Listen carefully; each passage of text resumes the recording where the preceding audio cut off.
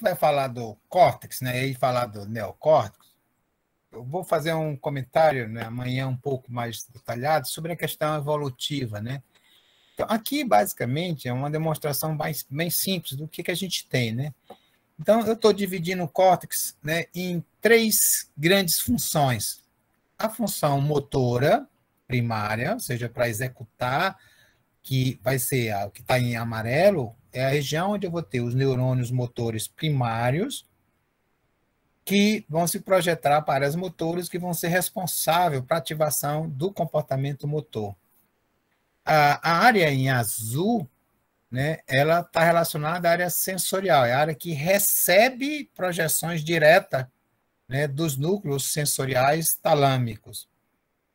E a área, né, em rosa, né, são as áreas de associação, né, tanto, né, unimodal como polimodal. Então, quando eu olho, por exemplo, um córtex de um rato, basicamente é um córtex motor, né, e sensorial, com pouca área de integração.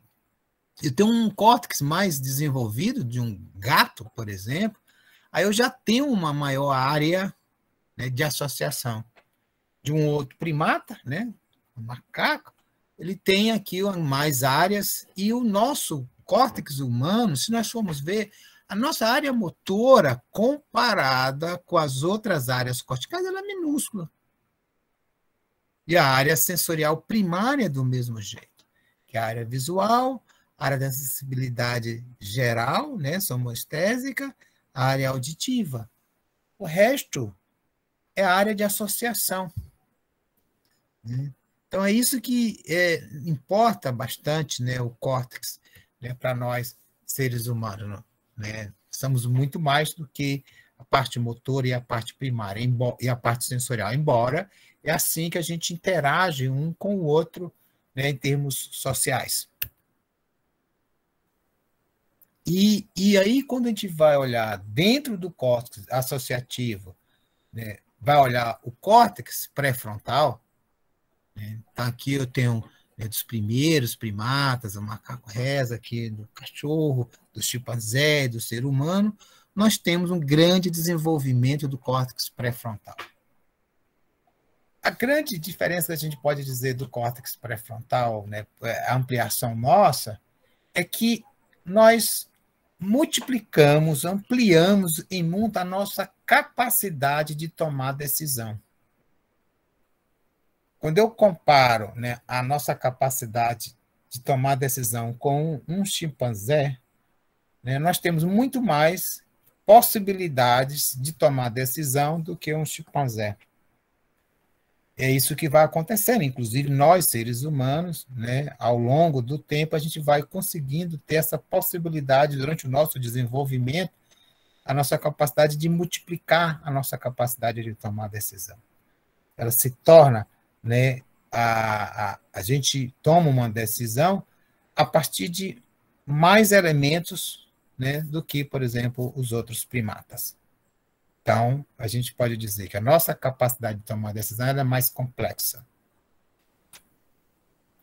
E aí, a gente tem, né, uma circuitaria, e esse aqui é um circuito, né, que a gente vai definir de uma forma geral, né, pensando o córtex pré-frontal, e aí o córtex pré-frontal a gente vai dizer que eu tenho um córtex orbital, o medial, né, e o cingulado. Né? Quando eu falo que o córtex orbitofrontal é esse córtex, é o córtex que está aqui em cima, né, da nossa órbita, porque o nosso frontal é tudo isso aqui, ele vem até aqui. O medial é que está aqui, bem aqui no meio. Eu tenho aqui o lateral, né, o dorso lateral está aqui para trás, e o cingulado que está aqui no meio. Né? Esses córtex aqui, eles são importantes, eles estão se projetando, né, para algumas áreas específicas. Então, esse aqui eu tenho o núcleus accumbens.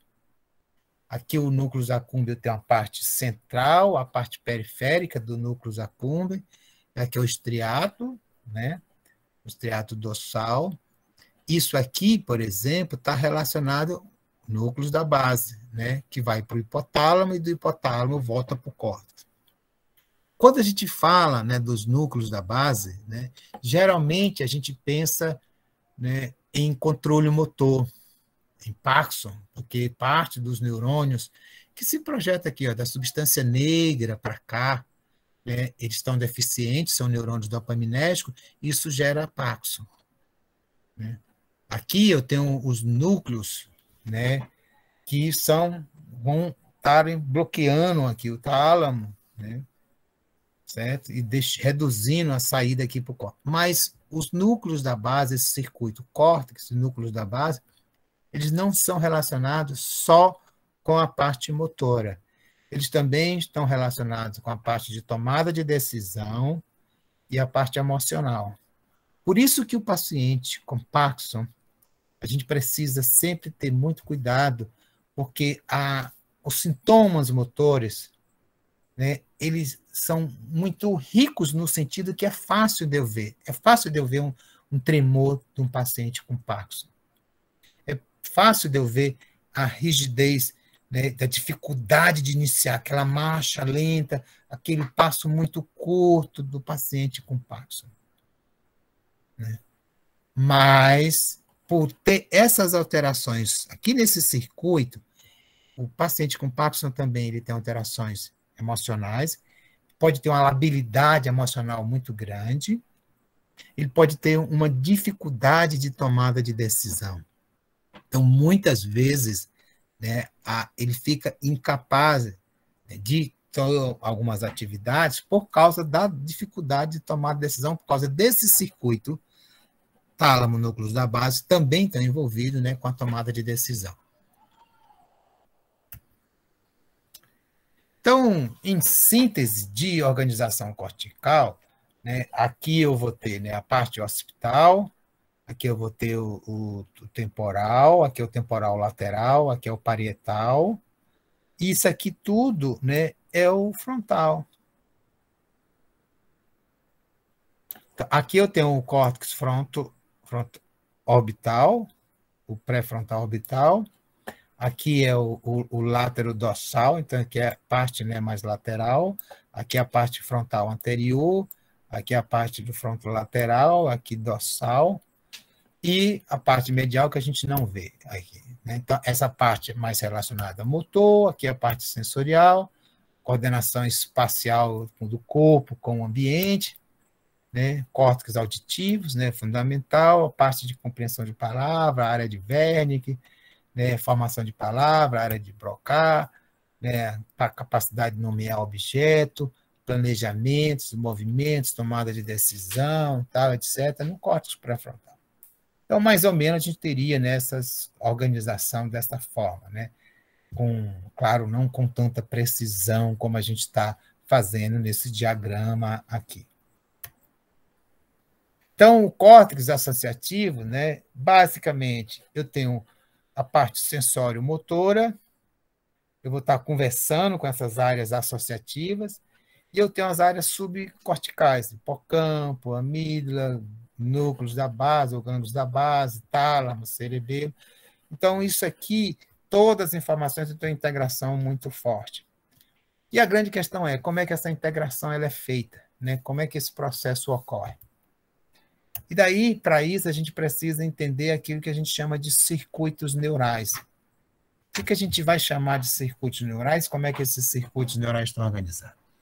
Então, basicamente, o que eu quero apresentar para vocês agora, né, é isso. O que nós chamamos de circuitos neurais? Né? Então, a gente vai falar dos circuitos neurais porque a gente consegue identificar, né, a projeção de um neurônio para uma determinada área quando ele vai usar um tipo de neurotransmissor específico. Depois a gente vai detalhar, né, amanhã, falar um pouco dos neurotransmissores, como eles são liberados, mas vamos falar dos circuitos. Então, tem aquilo que eu chamo de circuitos curtos, tipo de uma área cortical para outras. Eles, geralmente, esses circuitos curtos, eles têm como neurotransmissor o GABA, ou a glicina, ou as endorfinas. Esses aqui são geralmente neurotransmissores inibitórios.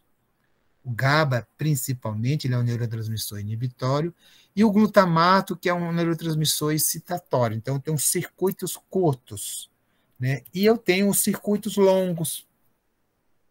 cujo neurotransmissor a dopamina, a noradrenalina, a serotonina, a acetilcolina, a histamina e a orexina. E essa história, assim, bem, por que eu chamo isso de circuitos longos?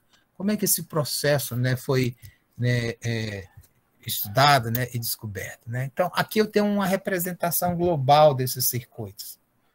Esse aqui é os circuitos da noradrenalina. Veja, olha, eu tenho os neurônios estão localizados aqui no tronco cerebral, eles se projetam difusamente aqui para a região do mesencéfalo, do tálamo e para toda a região cortical. Aqui são os neurônios dopaminérgicos. Olha, eles estão aqui ou aqui, se projetando também difusamente para várias áreas corticais. Aqui estão os neurônios serotoninérgicos, se projetando também difusamente para o córtex. Aqui, neurônios, né, também dopaminérgicos se projetando. Aqui, né, são neurônios da acetilcolina, se projetando também difusamente para o córtex. Como é que esse processo aí, que a gente pode entender isso? Então, eu vou voltar, né, por uns experimentos, né, feitos por esses dois pesquisadores, Murizi e o Magun, né? O Murizi, né, ele era um italiano, né, o Magun um americano, né? Esta foto é de um congresso, né, que eles estavam em Varsóvia, mas o Murizi começou a trabalhar com o Magun, né, no final dos anos 30, né, ele vai para os Estados Unidos. Na época, o Magun estava, né, na Universidade de Chicago e eles estudavam, né, queriam estudar o controle motor. Então, o controle motor, então esse aqui seria um exemplo. O controle motor, ele depende muito do cerebelo, ok? E aí, o que eles queriam é o seguinte: a gente sabe que o cerebelo, né, tem o controle, está relacionado com o controle motor, e os núcleos dos neurônios do cerebelo, eles saem, passam aqui pelo tronco cerebral, nessa região aqui do mesencéfalo, e ascendem. Então, o que eles fizeram foi colocar eletrodos aqui nesta região para tentar estimular esses neurônios, né, que estavam aqui, que vinham do cerebelo. Então, o que eles esperavam é que, quando ele estimulasse esses neurônios, iria ter alterações nas áreas motoras. Então, eles faziam uma estimulação aqui então ele estaria estimulando, e eles queriam ver o que acontecia na área motora, que é essa área aqui, né? Que seria o controle motor. Mas, para ver se isso estava acontecendo certo, eles botaram também eletrodos aqui na região frontal, aqui na região sensório-motor, aqui nessa região, em várias regiões do córtex. Então, eles fizeram experimento na época, isso aí lá no final dos anos 30, com gato. Então, quando eles pegam o animal, ele coloca o animal, ele anestesia o animal fica como anestesiado, e ele fica com atividade elétrica. Aqui são registros elétricos de eletrodos que estavam no córtex do animal. Aqui é na área motor, sensório-motor, aqui nessa área esquerda, aqui direita. Aqui é numa área mais não motora, aqui é também numa outra área não motora. Então, essa área aqui não tem nada a ver com motor, e essa aqui tem essas duas linhas aqui. Então, o animal está anestesiado, então ele tem aqui esse padrão sincronizado de atividade elétrica registrando, e a partir desse momento aqui é quando eles estimularam estes neurônios aqui, do qual eles esperavam que iria haver uma alteração na atividade neuronal na área motora. E é isso mesmo que ele observa. Ele começa a estimular aqui e veja o que ocorre. Aqui está um padrão de sincronia, veja que a amplitude do sinal está grande, e aqui ele dessincroniza, né, esta área motora. Mas ele dessincroniza esta área motora e dessincroniza também esta outra área e esta outra área. Então, eles ficaram, olha, o que está acontecendo? Eu estou estimulando um grupo de neurônios que eu acho que iria ativar só o motoneurônios, só a área cortical relacionada à atividade motora, mas está ativando também o córtex como um todo, né? E aí o que eles perceberam é que essa ativação, a duração dessa dessincronização do córtex como um todo, ela era dependente da intensidade do estímulo. Aqui nessa linha, nessa B, essa figura B, eu tenho aqui, olha, ativou com uma amplitude do meu estímulo de 1,5 volts por 300 milissegundos, e, olha, ficou desincronizado daqui até aqui. Neste caso aqui, eu ativei agora com amplitude de voltagem 2 vezes maior, 3 volts por 300 segundos. Olha, aqui a ativação desincronizou e, olha, ele parou de estimular, mesmo assim continuou desincronizado o córtex.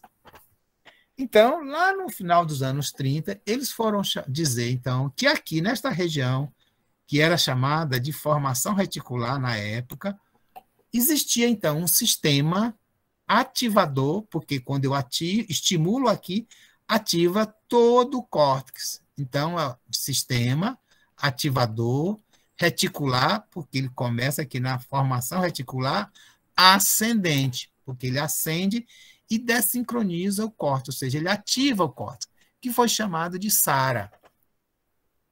Eles também, né, fizeram isso aqui, então isso aqui seria, né, o sistema ativador, aqui na região do mesencéfalo, a região rostral do mesencéfalo, desincroniza o córtex, o SARA, o sistema ativador reticular ascendente. Além desses trabalhos de ativação, eles também fizeram posteriormente, já lá no final dos anos 40, né, lesão. Né? Então, na verdade, o que eles tinham agora era um animal que estava com o padrão do cérebro desincronizado, em vigília, e promoveram lesão. Quando eles promoviam lesão aqui nesta região, então isso aqui está na altura do mesencéfalo, nesta região anterior aqui do mesencéfalo, tá? Eles promoviam que o padrão da atividade cortical agora era semelhante a um quadro de coma humano. Então, ele não mais ficava ativado, o córtex não ficava ativado, o animal ficava em coma. E aí, juntando, olha, se eu estimulo, eu desincronizo o córtex.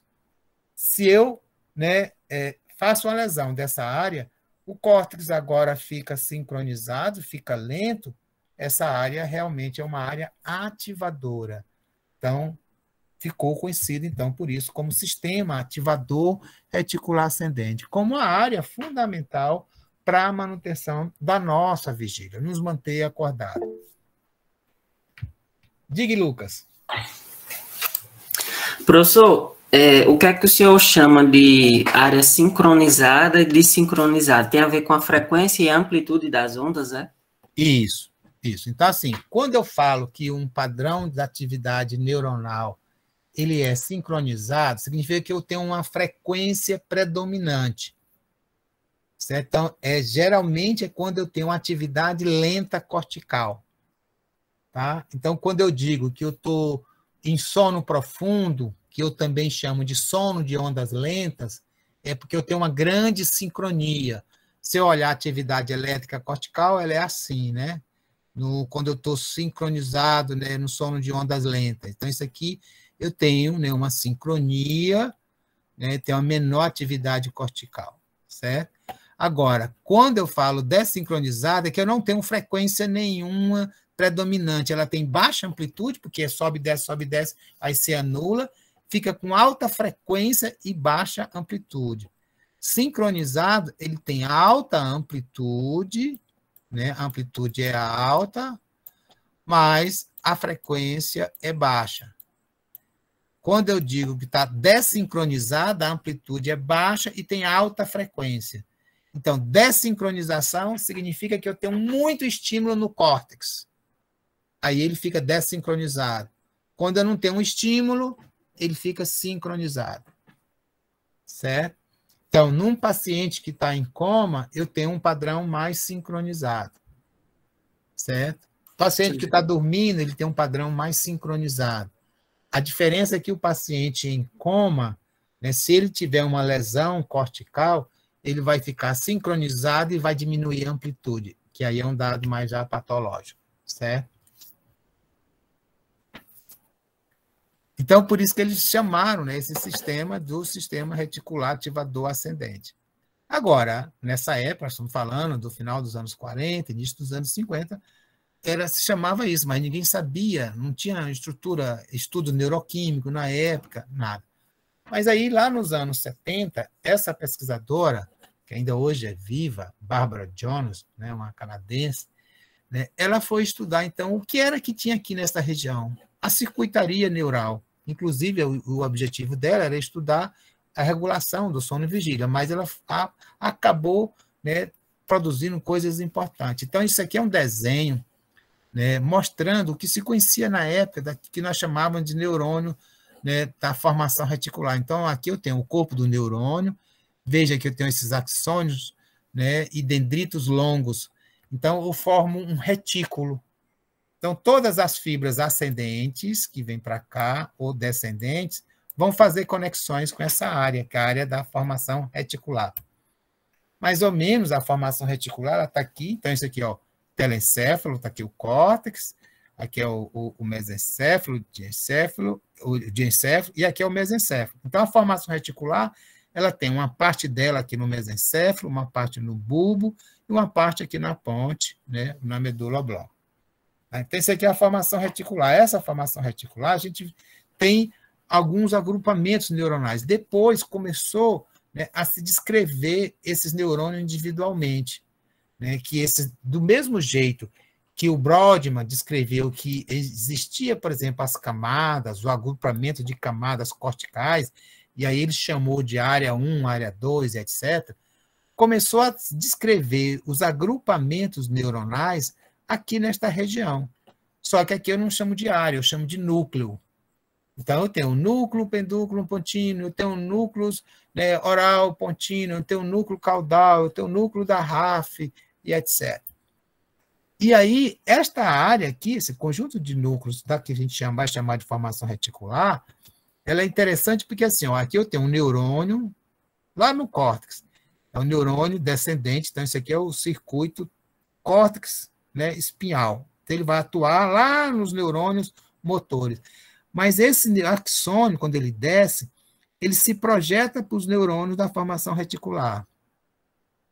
Aqui eu tenho neurônios que vêm, que é o sistema sensorial, trazendo informações da pele, das articulações, comprimento dos músculos, e etc. E eles se projetam, vêm para cá e fazem sinapses com os neurônios da formação reticular. Então, a Barbara Jones queria saber assim, bem, e esses neurônios da formação reticular, quem são eles? Já que quando eu estimulo ele, eu dessincronizo o córtex. Quando eu faço uma lesão, esse córtex deixa de ficar dessincronizado e fica sincronizado. Quem são os neurônios que estão aqui? O que eles são? Quais são os neurotransmissores e para onde eles se projetam? Então, foi isso que Barbara Jones fez. O primeiro grupo de neurônios que ela identificou foram os neurônios que a gente chama de colinérgicos. São os neurônios cujo neurotransmissor é a acetilcolina, né, ACH. Aí ela viu que aqui nessa região, né, do mesencéfalo existia dois grupos de neurônios, que é esse PPT, que é o núcleo pendúnculo potino, e aqui o núcleo tegmental dorsal lateral. Esses neurônios, o neurotransmissor dele é a acetilcolina. Além disso, também existia um grupo de neurônios aqui nessa região que a gente chama de prosencéfalo basal, cujo também o neurotransmissor é a acetilcolina. Então, ela identificou esses neurônios e aí ela conseguiu identificar também para onde esses neurônios se projetam. Então, para isso, o que você faz? Você injeta substâncias aqui nessa região, o corpo do neurônio capta essa substância e essa substância, então, ela vai se movimentar pelo axônio.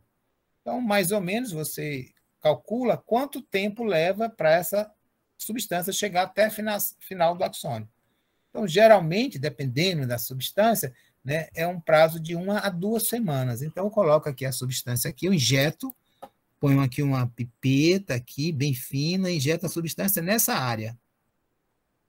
Aí, 2 semanas depois, eu sacrifico o animal e vou fazer coloração, vou fazer várias áreas aqui na região, fazer várias lâminas, em busca, né, dessa substância, que eu sei que eu botei aqui, que seria, né, nesses neurônios da acetilcolina. E o que ela descobriu é que esses neurônios aqui, eles se projetam para essas áreas aqui corticais e talâmicas, se projetam para essa área prosencefálica, e essa área prosencefálica se projeta difusamente para todo o córtex, e cujo neurotransmissor é a acetilcolina, e são excitatórios. Então, ela identificou o primeiro circuito neural da formação reticular, que era responsável pela dessincronização cortical, pela manutenção da nossa vigília. Então, depois ela foi identificar os neurônios noradrenérgicos. Então, os neurônios noradrenérgicos, eles estão aqui nesta região, nesse agrupamento neuronal, chamado de locos cerúleos, e esses neurônios se projetam para a medula espinhal, para o cerebelo, e se projetam difusamente para o córtex. Então, vejam, os neurônios que produzem noradrenalina, eles não estão distribuídos no córtex. O corpo do neurônio não está aqui. Está aqui só o axônio. O corpo do neurônio está aqui, nessa região da formação reticular, lá no mesencéfalo, do mesmo jeito dos neurônios colinérgicos. Certo? Depois, né, ela identificou os neurônios dopaminérgicos, que estavam também aqui nesta região do mesencéfalo, a substância negra, a área tegmental ventral. Então, eu tinha um grupo de neurônios dopaminérgicos que se projetavam aqui para o cerebelo, para a medula espinhal, mas também se projetavam aqui difusamente para a região cortical, e outros para as regiões subcorticais.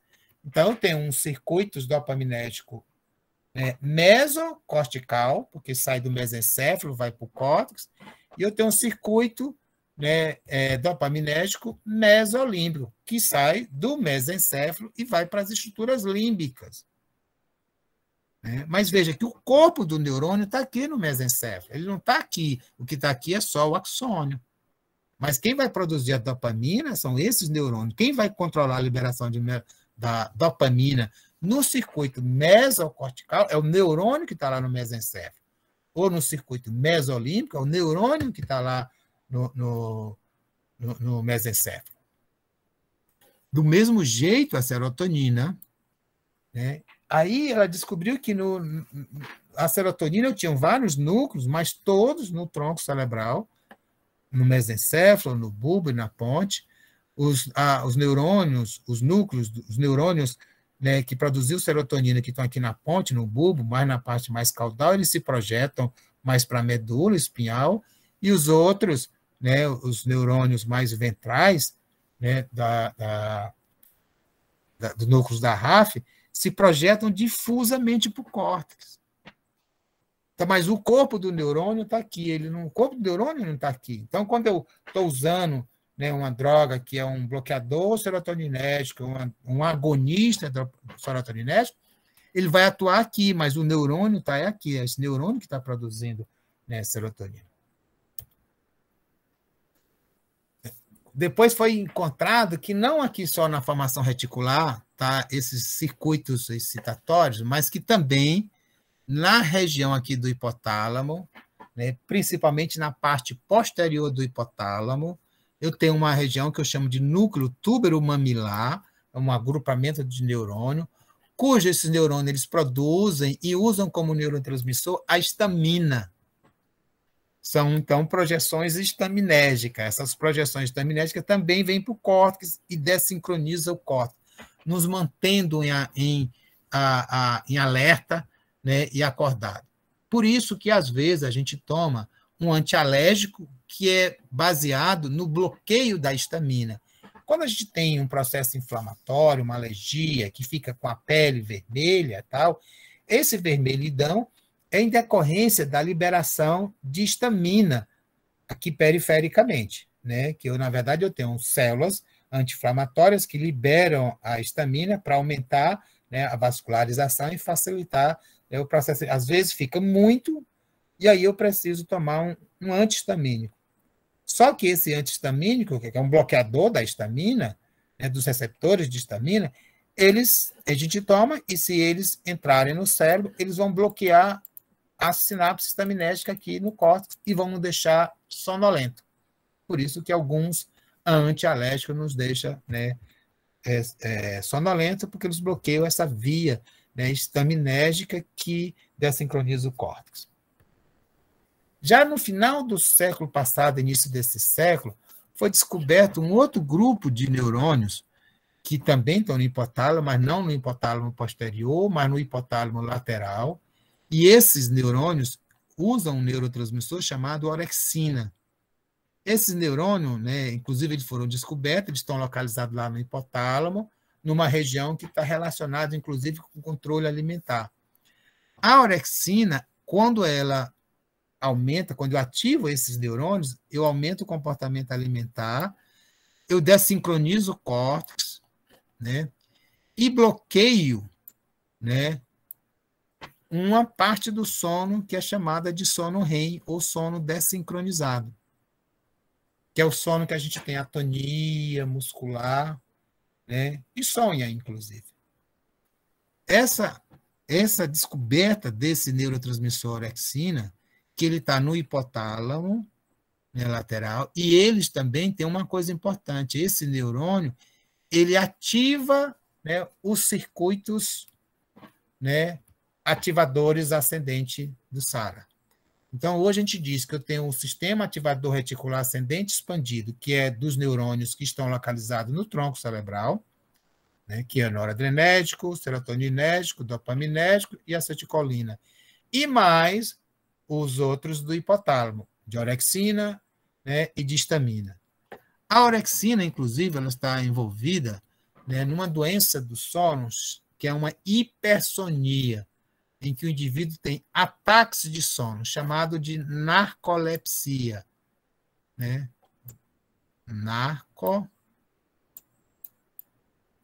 Né, de sono, lepse, de ataque. Então, a narcolepsia. E essa doença, o indivíduo ele tem ataques de sono.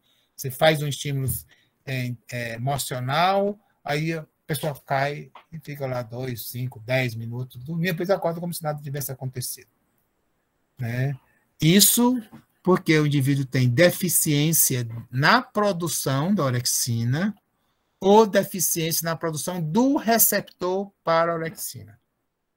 Né? Ambas as condições geram, né, esse caso de narcolepsia.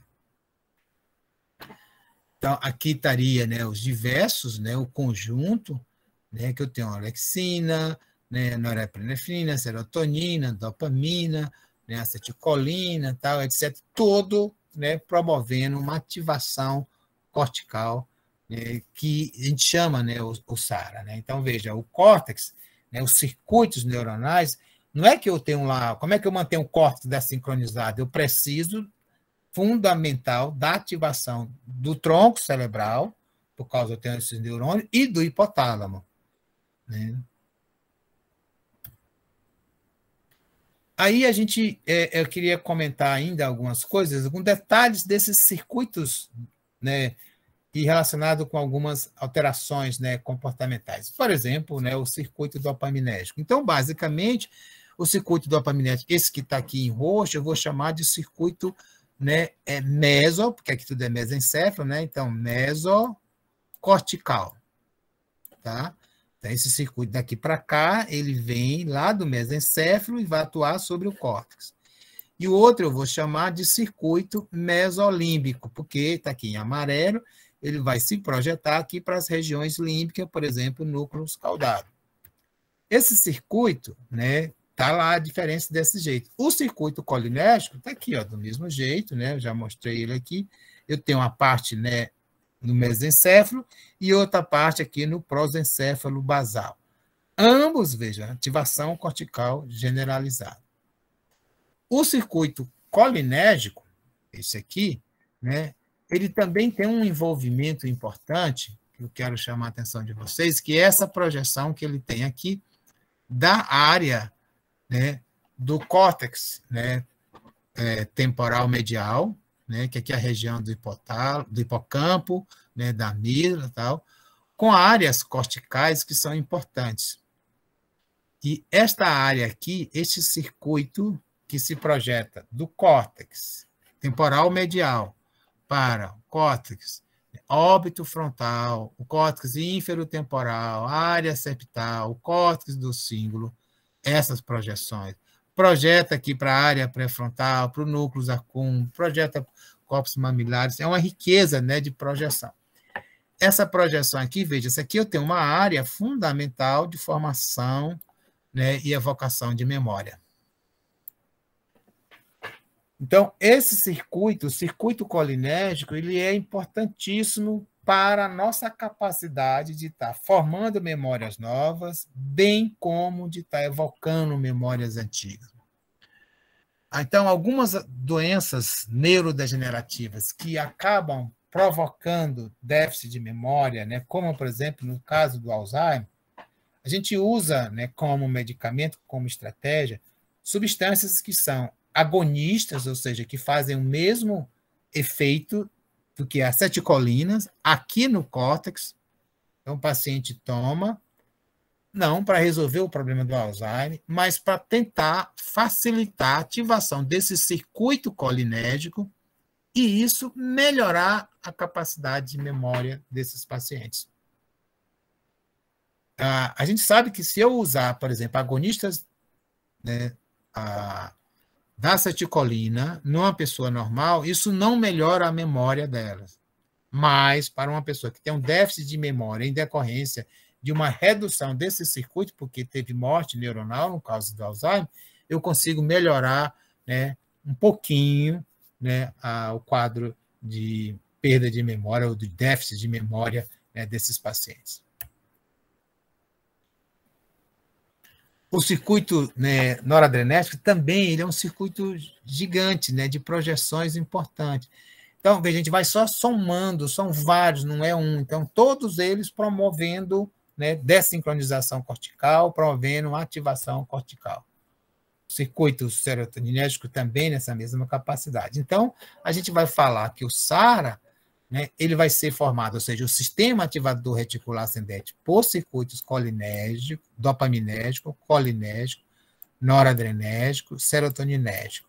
Mas a gente vai dizer, então, que eu tenho, além dele, os dois outros circuitos, né, o histaminérgico, né, e diorexina, né, e esses dois juntos eles vão formar o circuito ativador, né, ampliado. Né? Eu vou dizer que eu vou falar que ele é ampliado nesse sentido. Né? Hoje a gente já tem, né, aquilo que nós chamamos, né, do projeto, né, humano de conectoma. Aqui eu tenho um desenho, né, isso aqui é uma formação de imagem. Cada cor dessa representa um circuito. Aqui é que seria representando aqui o corpo caloso, e teria circuitos de um hemisfério direito para o hemisfério esquerdo. Né? Então, esse projeto do conectoma ele está sendo feito. Eu vou explicar um pouco amanhã à tarde na questão de imagem, porque eu consigo, por ressonância magnética, que eu chamo ressonância magnética por tensão, determinar, né, aonde está um determinado circuitos neurais. E aí, usando, né, isótopos, eu consigo também mapear, né, esses circuitos.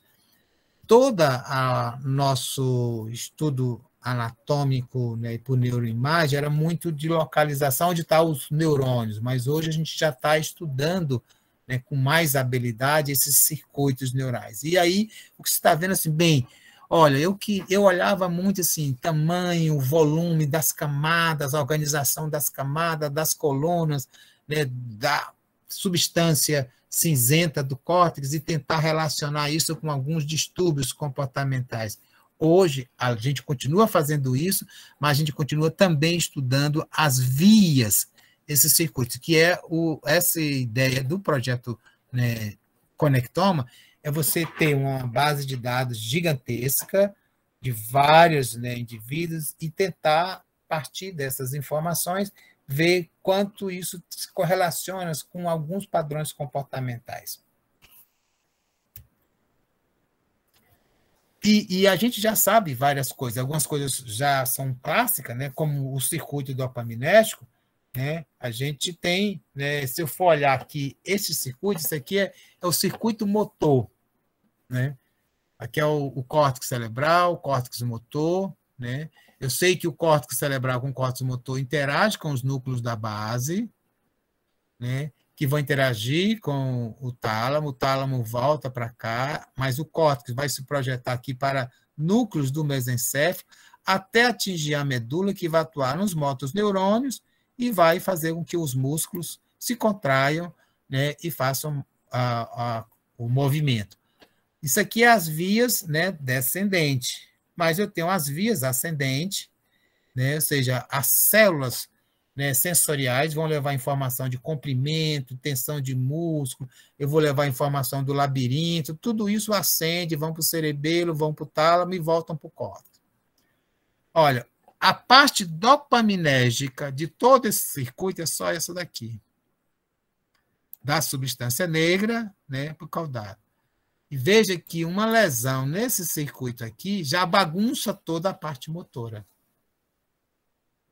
Então, eu tenho um sistema, né, de controle motor complexo, mas uma pequena alteração que desse sistema, que o sistema dopaminérgico, bagunça tudo. Faz com que o indivíduo passe a ter tremor, passa que o indivíduo ele possa, inclusive, ter, né, congelamento da marcha, com dificuldade de iniciar, passos curtos, e, inclusive, outras alterações, né, comportamentais, além das alterações motoras. Então, o circuito dopaminérgico, né, que é esse circuito, né, mesocortical e mesolímbico, né, ele se ativa para o comportamento motor normal, ele precisa ser ativado para você executar o comportamento motor. A perda está relacionada com a rigidez muscular, a doença de Parkinson. A liberação de dopamina também está envolvida com os sentimentos de prazer e de recompensa, né? Ele é tido, né, como um neurotransmissor, né, que é principal neurotransmissor afetado, né, quando a gente, né, desenvolve, né, a dependência de substâncias, né, que viciam. Né? E o aumento da dopamina ele está relacionado com alguns sintomas da esquizofrenia, principalmente com os sintomas psicóticos, né, e de agitação motora. Então, basicamente, os circuitos dopaminérgicos são esses, né, que vai atuar aqui nessa situação. E aí, quando a gente fala, né, do circuito dopaminérgico, a gente tem que levar em conta, né, os usos, né, da farmacologia na psiquiatria. Então, este quadro aqui, eu tenho o número, né, de hospitalizações, de paciente hospitalizado em milhares, né, de 46 até aqui 67. Tá? Então, o que a gente viu? Que a partir de 46, o número de paciente hospitalizado aumentou. Então, a gente pode justificar várias coisas. Por que aumentou esse número de pacientes? Claro, acabou a Segunda Guerra Mundial, tem toda uma consequência da Segunda Guerra, mas não explicaria até esse tempo aqui. Isso aqui, né, explica, né, a hospitalização, primeiro, o desenvolvimento da medicina, da psiquiatria, mais médicos formados, e etc., mais hospitais foram construídos, e etc. A partir de 56, né, esse número de pacientes internados ele cai drasticamente. E ele cai não porque diminuiu o número de médicos, dificultou o diagnóstico e teve movimento anti-internação. Não.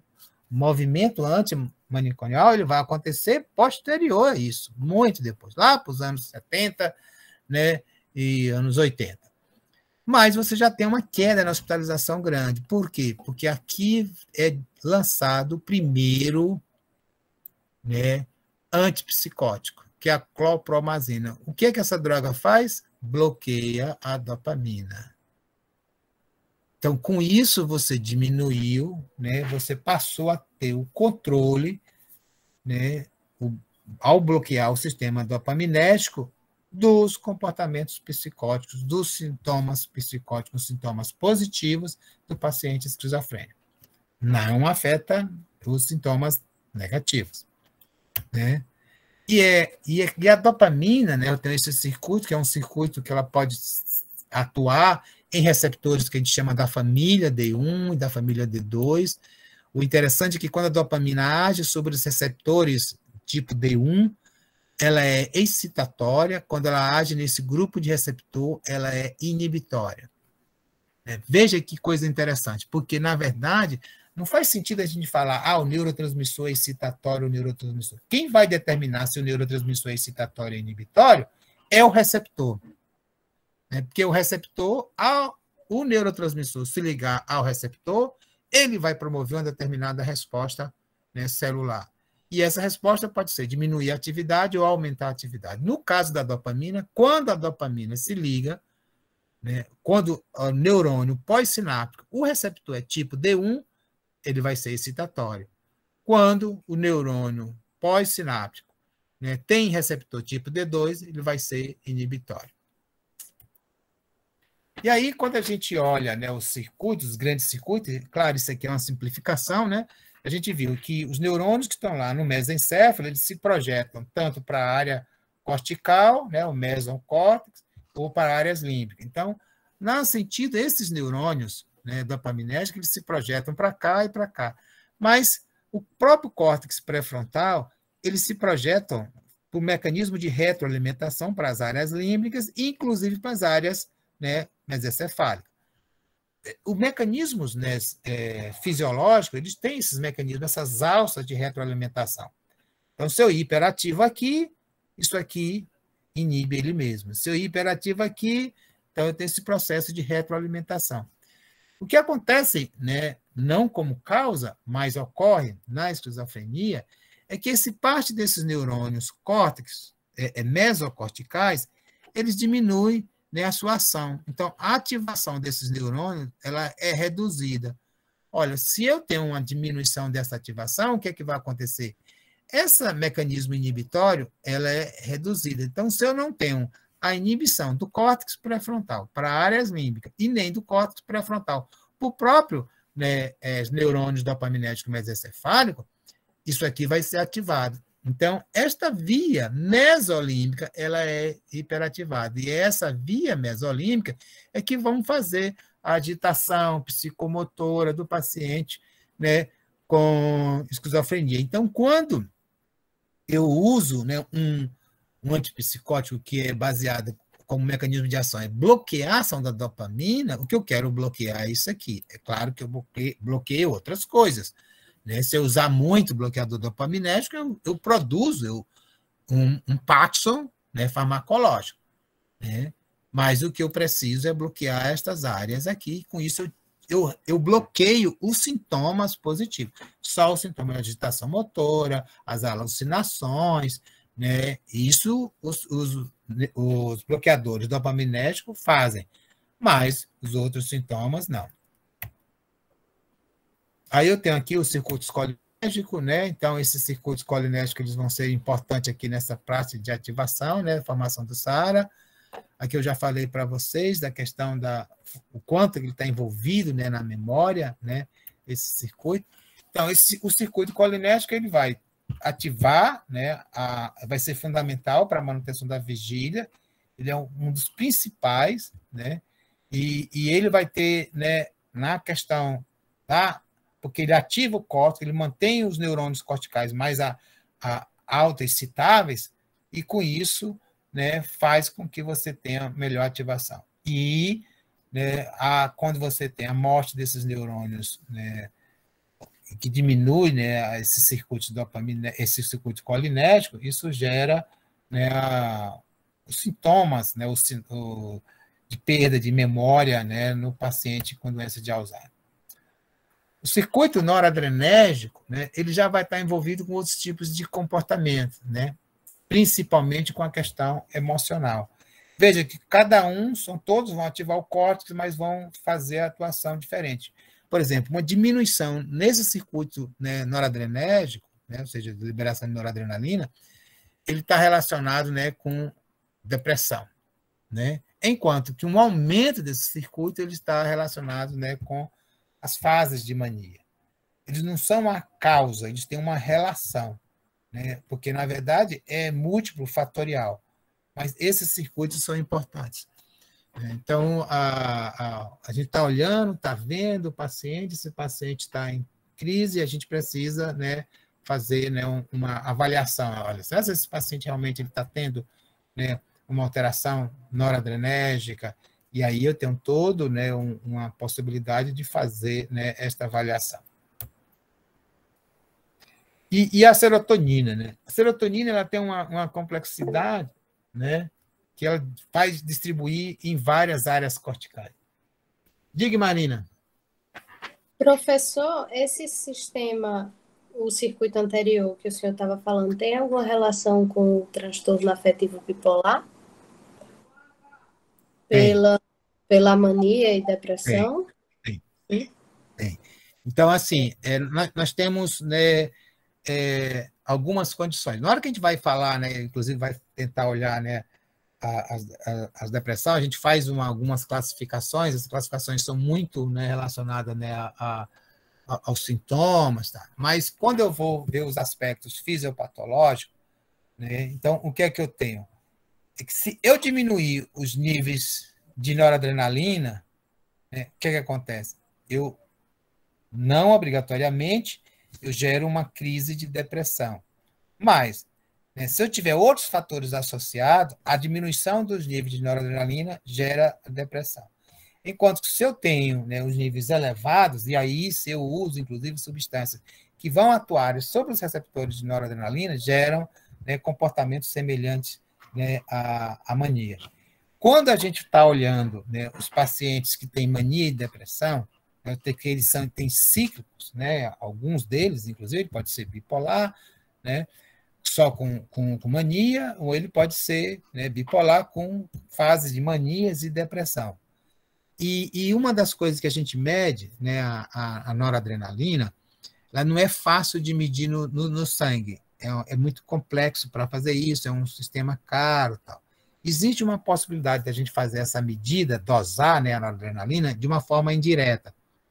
A gente pede para o sujeito, né, o paciente, ele guardar a urina dele de 24 horas.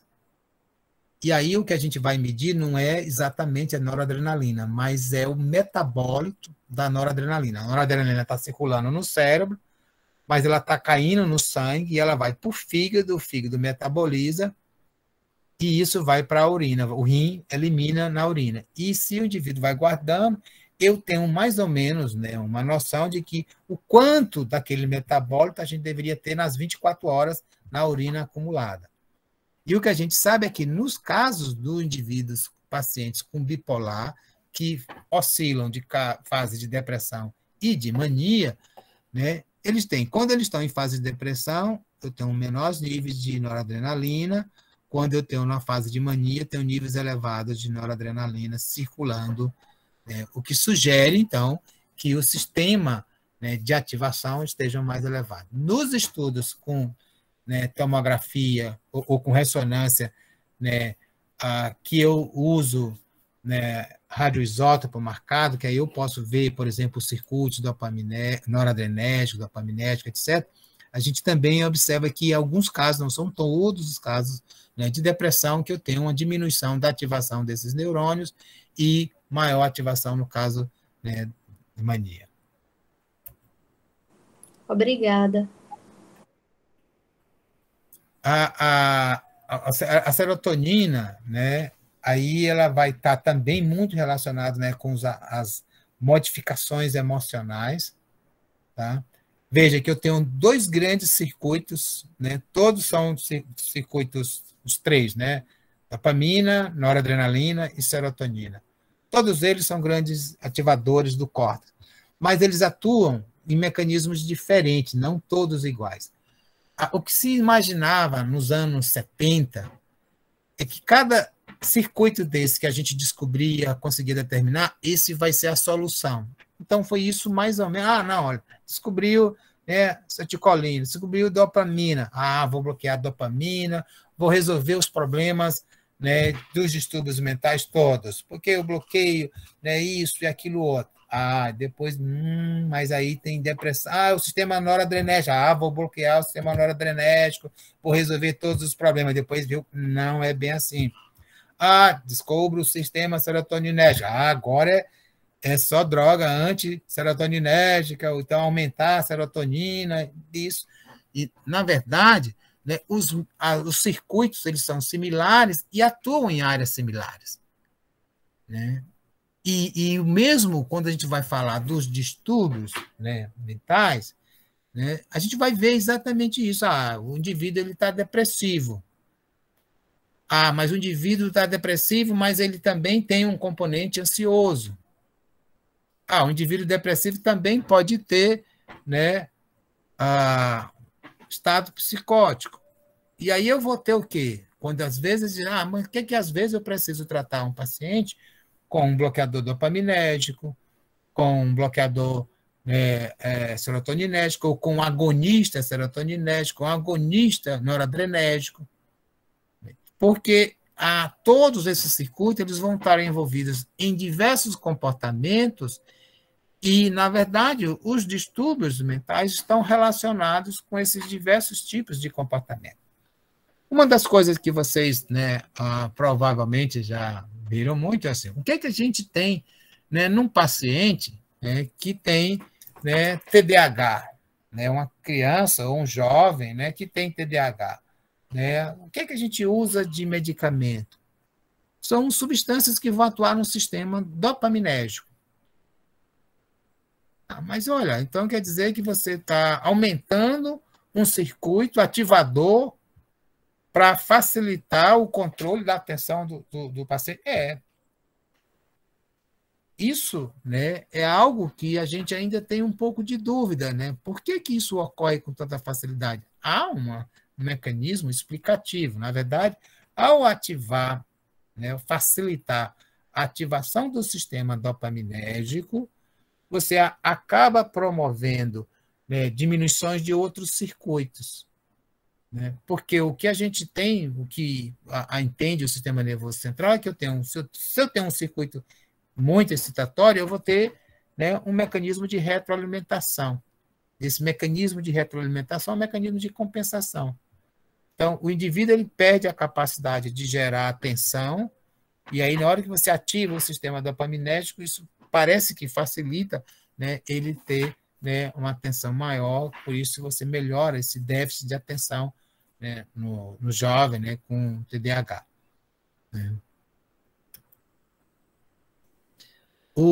E aí, quando a gente está olhando, né, o neurotransmissor e vai pensar de como é que eu posso manipular ele, nesse esquema aqui eu tenho, né, representando como se fosse a serotonina. Então, na verdade, eu tenho aqui moléculas, proteínas que vão sintetizar a serotonina e ela vai ser armazenada aqui em vesícula sináptica e ela vai ser liberada e vai atuar aqui sobre, né, os receptores pós-sinápticos, mas ela também pode ser recaptada, né?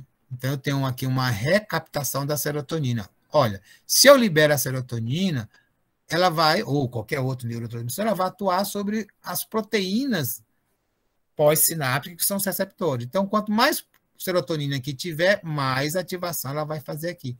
Então, esse mecanismo de recaptação aqui da serotonina é um mecanismo importante para diminuir a quantidade, o excesso de serotonina aqui. Tá? Então, né, além disso, né, a serotonina ela vai ser sintetizada por enzimas, por exemplo, aqui no caso da MAO, né, então essa enzima ela vai quebrar aqui a serotonina, que vem lá do triptofano, para gerar a serotonina e a serotonina poder ser armazenada. Então, veja que interessante, como é que eu posso usar, né, eu posso hiperativar, né, a serotonina? Eu posso hiperativar a serotonina da primeira coisa, dando serotonina para a pessoa, e ela atua aqui. Ou dando uma substância que vai agir no receptor da serotonina. Mas eu posso fazer, né, como uma coisa que é usar o seguinte, eu posso bloquear aqui, né, esse transportador. Então, eu não vou ter a recaptação da serotonina se eu bloquear isso aqui. Se eu não tenho uma recaptação, eu vou deixar mais serotonina aqui na fenda sináptica. Eu sei que a serotonina também ela tem, né, moléculas que degradam a serotonina. Eu posso bloquear essas moléculas. Se eu bloqueio essas moléculas, eu vou também disponibilizar mais serotonina. Então, eu tenho várias estratégias terapêuticas, né, na farmacologia para, por exemplo, facilitar a ação de uma sinapse. né? Ou seja, aumentar a disponibilidade, né, daquele neurotransmissor. Esse aumento da disponibilidade aí, né, ele vai usar, né, várias, né, artimanhas farmacológicas para a gente poder aumentar, né, a disponibilidade desse neurotransmissor. Aqui é só para lembrar de vocês aqui do sistema de orexina e procretina. Aqui é uma figura, né, do hipotálamo. Aqui eu tenho um terceiro ventrículo, então se eu estou no terceiro ventrículo, isso aqui é o hipotálamo lateral. Aqui é a parte mais medial, aqui é a lateral, e esses pontos azul são marcações dos corpos dos neurônios que produzem a serotonina. Desculpa, a orexina, né? Então, está aqui o circuito de orexina, ele tem um circuito ascendente para o córtex e um circuito descendente aqui para a região da formação reticular. E que a ausência da orexina ou do receptor da orexina forma essa doença chamada narcolepsia, ou seja, narco de sono, lepse, né, de ataques de sono, como eu já comentei anteriormente. Tá? Então, para a gente, né, finalizar a nossa aula de organização funcional, né, eu quero chamar a atenção de vocês desse tipo, né, de modelo aqui, como a gente tem. O que eu tenho? Eu tenho aqui o meu ambiente. Esse meu ambiente, ele vai ter o quê? Ele vai ter energia e massa, né?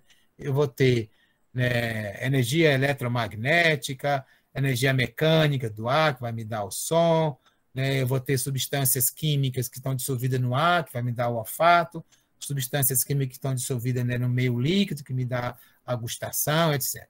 Então, eu vou ter e também eu vou ter o meu energia e substância do meu interno, né? Então, eu vou ter aqui um sistema que eu vou chamar um sistema de sensibilidade, que ele vai o quê? Ele vai traduzir, né, esses estímulos do meio ambiente em sinal neural. E esse sinal neural ele vai ser traduzido pelo sistema sensorial, pela sensibilidade geral ou sensibilidade especial. A sensibilidade geral, porque eu tenho sensores no corpo inteiro. Questão da temperatura, o tato, né? Isso é no corpo inteiro, certo? Mas eu tenho uma sensibilidade especial, porque eu tenho um órgão específico para aquele tipo de modalidade do meio ambiente. Tipo, os olhos para a radiação, né, luminosa, os ouvidos para a radiação, para mecânica, né, o olfato, né, a gustação, etc.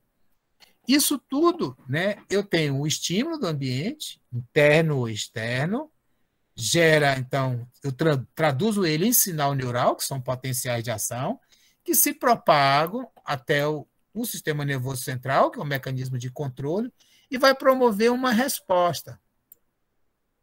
Essa resposta eu vou atuar sobre o meio ambiente.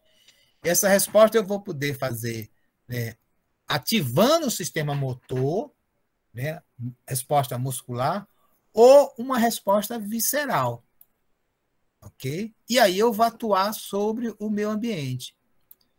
Há também essa resposta aqui, ela pode ser automática, espontânea, reflexa, ou ela pode ser, inclusive, uma resposta complexa com aquilo que nós vamos chamar de tomada de decisão.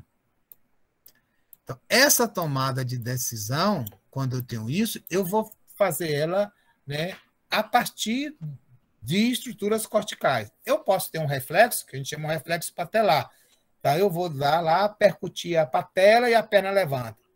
Aquilo foi um estímulo na perna, ativou a medula, e a medula ativou o motoneurônio da perna e a perna levantou. Um reflexo patelar simples.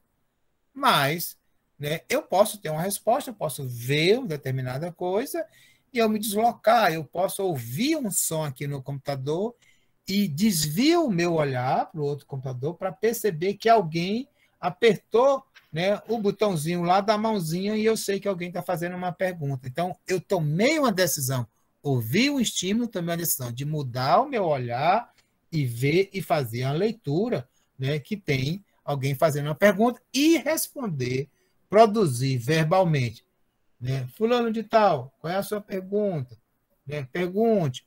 Então, veja, a tomada de decisão aí, no caso, depende das minhas estruturas corticais. Tá? Que é isso que vai ser importante. Agora, para fazer essa tomada de decisão, eu preciso de quê? Eu preciso do meu sistema de memória.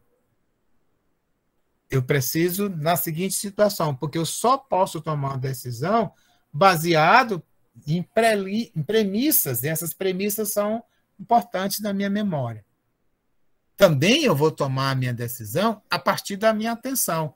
Se eu não tiver com a atenção direcionada parcialmente para cá e saber que está ouvindo um barulho e aquele barulho eu tenho que mudar, alguém do grupo pode levantar a mão e eu não perceber. Então, eu tenho uma outra questão, uma outra função cognitiva importantíssima, que é a minha atenção. Além dessas duas, da memória, da atenção para mim, ter a capacidade de tomar a decisão, eu tenho mais uma outra, né, questão, né, importante, que é a nossa emoção. Então, o meu estado emocional, ele depende do meu processo de aprendizagem e das minhas condições biológicas básicas, né? Porque aí as minhas respostas, minha tomada de decisão, muitas vezes ela pode estar no limite, e aí da minha sobrevivência eu posso ter que tomar decisão rápida ou mais lenta, e etc. Todos esses processos, eles são modulados, são plásticos, né? E é isso que a gente vai ver amanhã, né? Então, amanhã nós vamos começar pela manhã um pouco falando do como é que o sistema nervoso ele pode ser plástico, vendo alguns mecanismos mais básicos, desde os mecanismos sinápticos até os mecanismos do desenvolvimento, perceber que em alguns momentos as respostas, inclusive, são diferentes, e como, né, o que está por trás dos mecanismos de controle da nossa memória, neurobiologia da nossa memória, neurobiologia da nossa atenção, neurobiologia da nossa tomada de decisão. Vamos falar um pouquinho, né, do que é que está se fazendo em termos de estudo sobre o que nós chamamos hoje, né, de consciência, né, e, né, na parte, né, posterior a gente vai comentar sobre as dois grupos de metodologias, né, para abordar, né, o comportamento olhando o sistema nervoso. A partir da técnica de eletroencefalografia, né, eu vou explicar um pouco para vocês o que é a técnica, dar alguns exemplos, e também das técnicas de neuroimagem, né, os mecanismos básicos e o que é que tem sido feito, né, nessas técnicas. Tá? Então, gente, por hoje, né, era isso que eu tinha para apresentar a vocês. Né, eu fico agora à disposição para a gente, né, tirar dúvidas, algumas coisas, né, e amanhã a gente retorna às 9 horas da manhã, utilizando o mesmo link. Tá? Vamos usar esse mesmo link, certo? Então, questões, dúvidas?